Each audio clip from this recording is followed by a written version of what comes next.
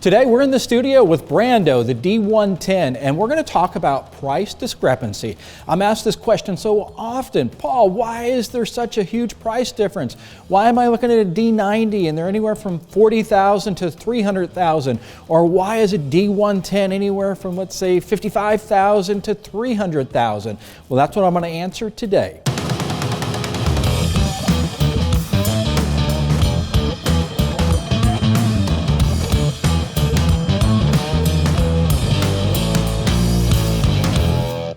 Price discrepancy, well, there's a lot that goes into it, and I know it's confusing, and you want to save money, you want to be able to buy that Defender and drive in style, and you want to get it as affordable as you can. But I will tell you, buyer beware. I've been there, I've done that I kept on shopping for the Defender, and I bought it, I got it home, and it wasn't a Defender. Let me say that again. It was not a Defender. There's actually counterfeit Defenders, and what I mean by that is you can end up buying what looks like a Defender, but it's really not. So years ago, I'm going to roll back, I'm going to give you a little history lesson. Years ago, when Land Rover was in financial trouble, they sold the blueprint, the plans, the dies to the Defender to a couple different companies. One of those companies is called Santana. And Santana started building what looks like a Defender, but it's not a Defender. What I'm saying is the body looks like a Defender, but the drivetrain, the engine, the frame, the suspension is not a Defender. And in fact, the parts, the body parts have a little different build to them. So if you were to buy a counterfeit Defender, like the Santana, and you were to try to replace a fender or a headlight bezel or any number of things, and you bought that part from a company like Rover's North or British America or any of those, that part would not fit on what I'm saying. Let me rephrase that, I'm getting carried away. So that part for a Defender would not fit on the Santana. And again, the Santana looks just like a Defender, but it's not. It's not as reliable, and it definitely does not have the resale value. So when you see that Defender, whether it's a 110 and it's $50,000, there's a chance it could be a Santana version. It's a chance that it could be one of the versions that comes from Turkey.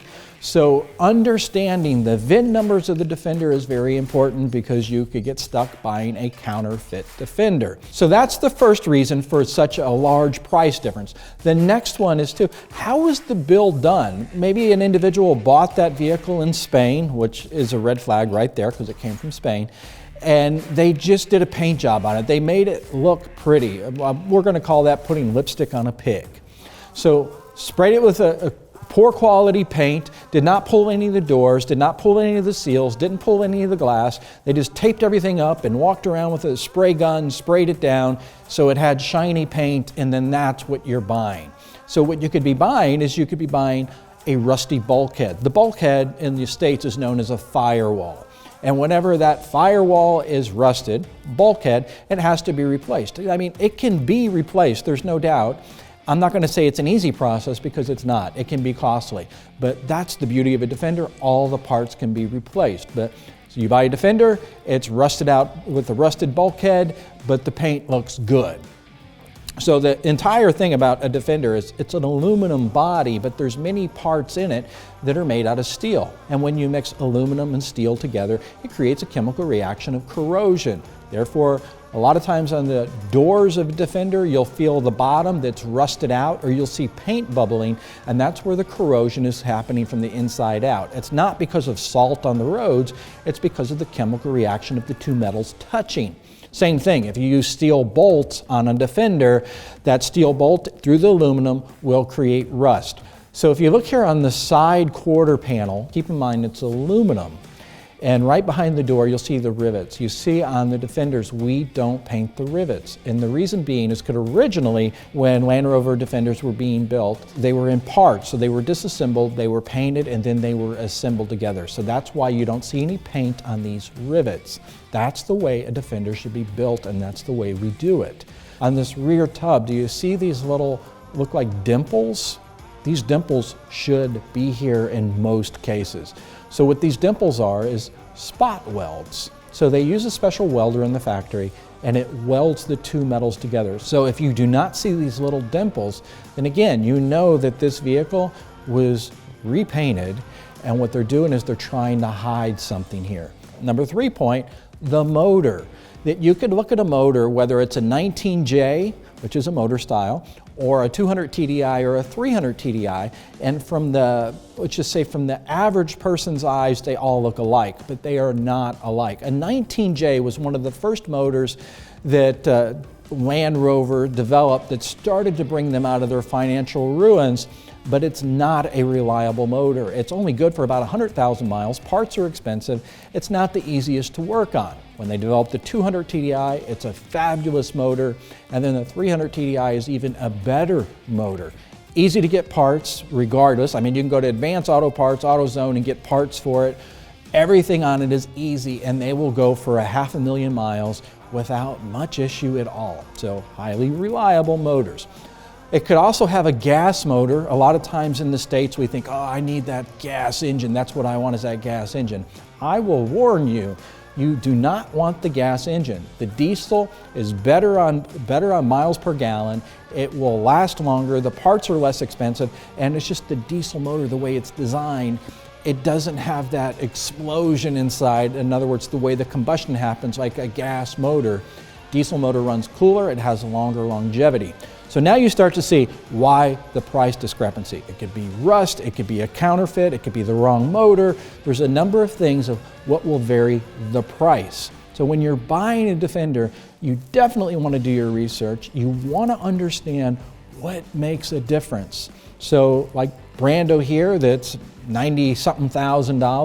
That's because it's not a counterfeit Defender. It does have a 300 TDI. It has absolutely no rust on it, and all of those things matter. Because a lot of times we start out going, oh man, I'm going to buy that Defender. I'm only going to pay $40,000. I'm going to do some work to it. It'll be fine. But what kind of work are you getting into? Do you need to put a new frame under it? Well, everything's got to come off. You got to get a new frame. And while new frames are relatively inexpensive, about $2,500 for a frame, it's the man hours, it's the labor to be able to switch everything over. If it's a bulkhead, the entire thing has to come apart and it has to go back together. Again, a lot of hours, probably a project the vast majority of us will never get around to. And if you want to take it to a local body shop here in the States, good luck, because these guys see you coming a mile away. And I know that first Defender I bought, that's what I did. It's like, oh, I'm just going to get it. I'm going to save money. I'm going to do this work myself. I'll get a few people to be able to do the work. And when I took it in to get the restoration, and they said, yeah, we'll be happy to do the restoration, Paul, $80,000. Maybe it was the way I dressed. Maybe I should have dressed in some Carhartts, but needless to say, they wanted $80,000 to do a restoration on a vehicle that I paid $52,000 for. Add the two together, I could have had a very nice Defender that I wouldn't have had any issues of paint bubbling and corrosion from the inside out, or a frame that's about ready to fall off, and it would have had all the right parts and it would have had the longevity. So don't try to cheap your way to a Defender, and do your research. Now it's time for my shameless plug, and if you're interested in a Land Rover Defender, whether it's a D90 hardtop, D90 soft top, a D110, a D110 double cab, whatever or a D130, just reach out to me. Again, this is a hobby for me. This is not a full-time job. It's just something I'm passionate about and I love, and I can build a Defender for you to your exact specification. So check it out, helderburg.com.